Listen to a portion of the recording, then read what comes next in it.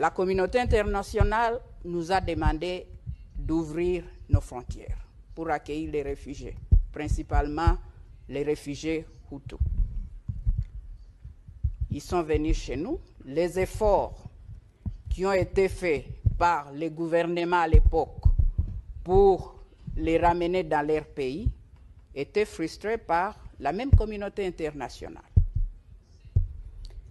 En 1997, honorable président, c'était notre guerre de libération. Après 32 ans de dictature, il y avait eu la guerre de la libération. On a libéré notre pays de dictature par notre troisième président, de reste mémoire, M. Laurent Désiré Kabila. Honorable président, une année, 3 mois après, en 1998, nous avons connu une rébellion. Et une rébellion de RCD Goma, qui était soutenue par nos voisins du Rwanda. Ils ont soutenu cette rébellion. 1998, la rébellion jusqu'à 2001, et c'est à cause de cette rébellion, honorable président, notre troisième président a été assassiné, M. Laurent Désiré Kabila, le 16 janvier 2001. Il était assassiné.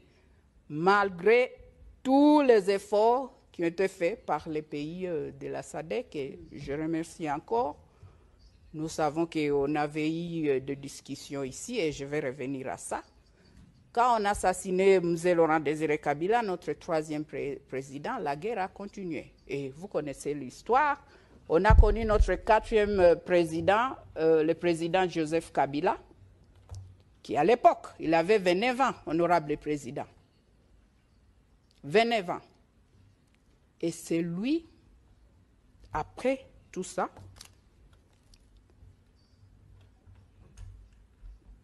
nous avons entré dans de dialogues, de discussions, et c'était ici en Afrique du Sud, avec le mouvement rebelle du RCD Goma.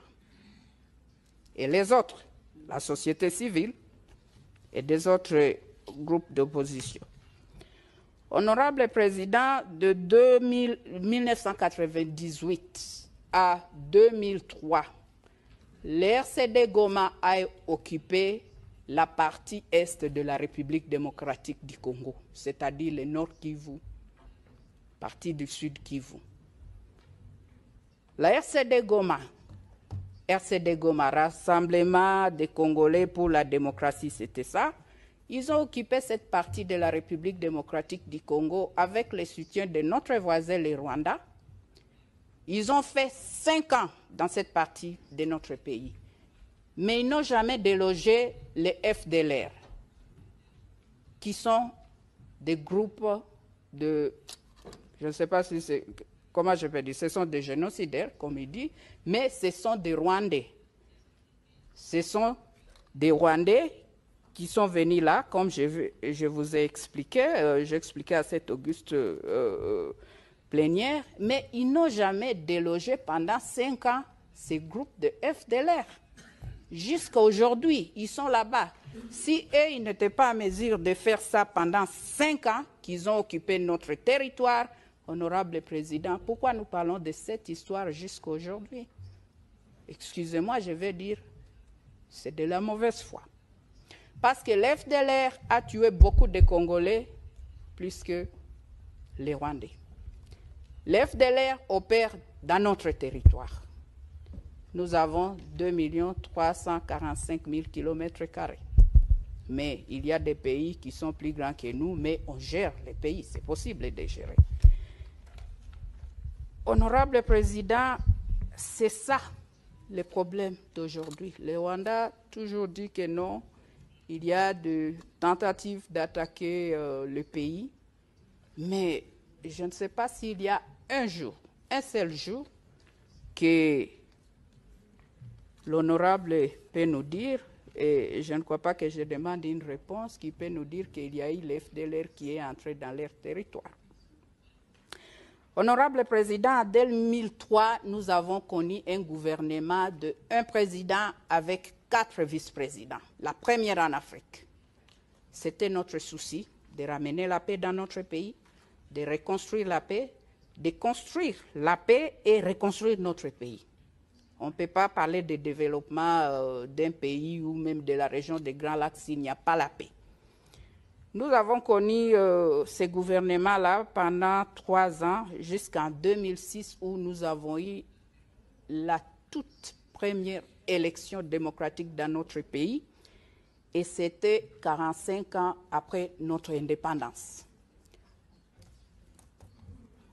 Tous les problèmes qui ont été présentés de RCD Goma, après qui est parti, ils ont recréé CNDP, après aujourd'hui on a les M23. On a résolu ces problèmes, honorable président. En 2013, les M23 que nous parlons aujourd'hui, que nous évoquons aujourd'hui, a été de fait par l'armée congolaise, les forces armées de la République démocratique du Congo. Et toutes ces années, ils ont même écrit, ils ont signé un communiqué pour dire non, il n'y aura plus de la guerre, ils vont participer dans les efforts de paix et politique dans leur pays. Mais ça, chose étonnante, honorable président, qu'aujourd'hui nous parlons des M23 qui n'existaient plus pendant 8 ans.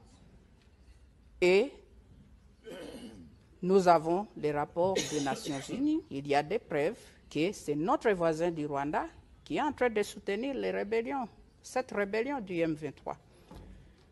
Oui, on a 120 groupes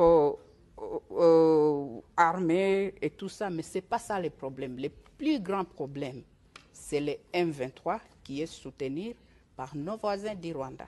Nous sommes condamnés à vivre ensemble, honorable président. Comme je viens de le dire, nous soutenons les efforts de la paix, mais peut-être j'ai une proposition et peut-être nous devons noter ça aussi. Vu que les FDLR, ce sont des Rwandais, peut-être les Rwandais devaient faire un effort pour dialoguer avec eux, parce que ce sont des Rwandais, ce ne sont pas des Congolais. Ils sont en République démocratique du Congo, mais ce sont des citoyens rwandais. Thank you, Honorable President. I see you're showing me that I should stop.